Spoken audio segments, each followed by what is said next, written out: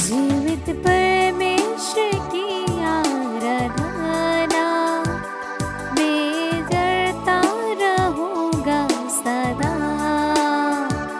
जीवित परमेश्वर की आराधना मैं करता रहूँगा सदा।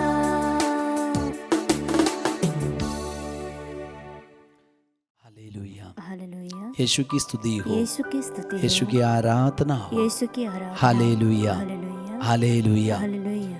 प्रिय भाई और बहन, आज प्रार्थना में जुड़े रहने के लिए यीशु ने हमें और एक नया दिन दिया है। जुड़े रहने के लिए, प्रार्थना में लीन होकर और यीशु के समान प्रार्थना करके जीवन बिताने के लिए, पिता की इच्छा ढूंढने के लिए, पिता की इच्छा जानने के लिए आज यीशु हमें निमंत्रण दे रहे हैं।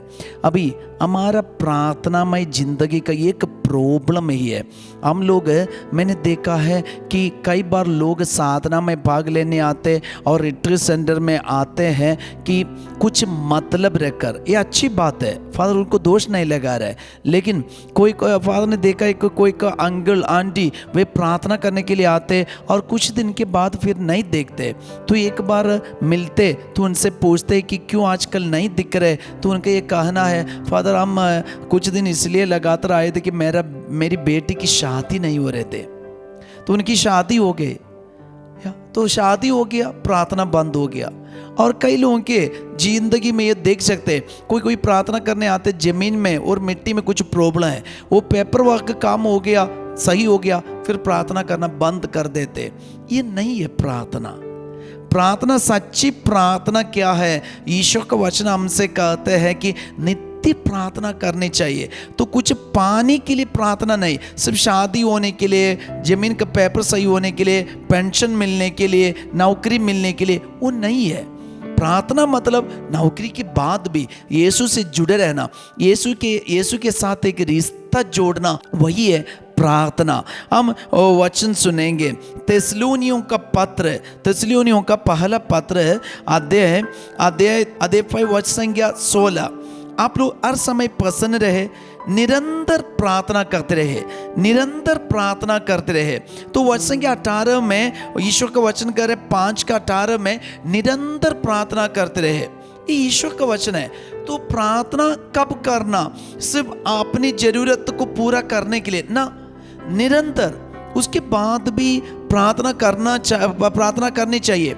यीशु से जुड़े रहने के लिए हम प्रार्थना करते हैं, सिर्फ यीशु से आशीष पाने के लिए नहीं, यीशु से जुड़े रहने के लिए, यीशु से बातें करने के लिए, यीशु की इच्छा ढूंढने के लिए, यीशु की इच्छा पूरी करने के लिए, यीशु की सेवा करने के लिए, भलाई करने के लिए और प्रसन्न रहने के लिए, आनंदित होकर जीने के लिए और खुशी होकर जीने के लिए, शांत होकर जीने के लिए, तो निरंतर हमें प्रार्थना करनी चाहिए। हालेलुया, यीशु की स्तुति हो। इसलिए आज ये वचन हम अपने मन में रख के निरंतर प्रार्थना करनी चाहिए, हमेशा प्रार्थना करनी चाहिए। एक दिन के लिए नहीं, अपने जरूरतों को पूरा करने के लिए नहीं, बल्कि निरंतर, हमेशा। ये यीशु हमसे चाहते हैं। ऐसे का रिश्ता हम यीशु के साथ जोड़े। अगर हम ऐसे का रिश्ता यीशु के साथ जोड़े तो हम भी एक धार्मिक व्यक्ति बन सकते, हम भी एक संत बन सकते। संतों के जीवन में देखना, वे निरंतर प्रार्थना करते रहे। वे सिर्फ एक कार्य पूरा करने के लिए और कुछ प्राप्त करने के लिए नहीं, बल्कि यीशु को प्राप्त करने के लिए, यीशु से जुड़े रहने के लिए वे निरंतर प्रार्थना करते रहे। तो आज हम भी ऐसे प्रार्थना करना, यीशु से जुड़े रहने के लिए, यीशु से आप संपर्क में रहने के लिए, यीशु से सब कुछ लेन देन ले करने के लिए ऐसे हम प्रार्थना करनी चाहिए। हालेलुया। तो आज ये वचन की कृपा, ये वचन का अधिकार हम मांगे। यीशु मुझ पर दया कीजिए, हमेशा प्रार्थना करने के लिए, निरंतर प्रार्थना करने के लिए हम प्रभु से आशीष पाएंगे। विशेष रूप से आज के दिन ये आराधना में हम प्रार्थना करेंगे एत्सम लिखने वाले सारे बच्चों के लिए, सभी रोगियों के लिए, उनको अपने दर्द में, दुख में, संकट में, परेशानी में, मुसीबत में हमेशा प्रार्थना करने की कृपा उन्हें मिले। अपनी दुर्बलता में, कमजोरी में प्रार्थना करने की कृपा उन्हें मिले। हम प्रार्थना करेंगे और प्रभु का आशीर्वाद ग्रहण करेंगे।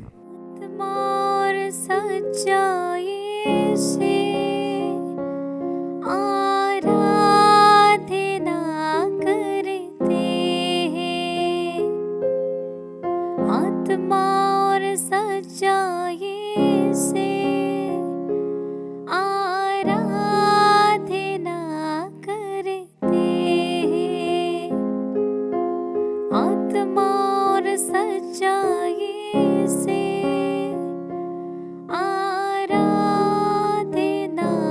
करते। यीशु से जुड़े रहने के लिए हम प्रार्थना करने वाले बन जाए। सबको जय यीशु। आवे नाइस डे।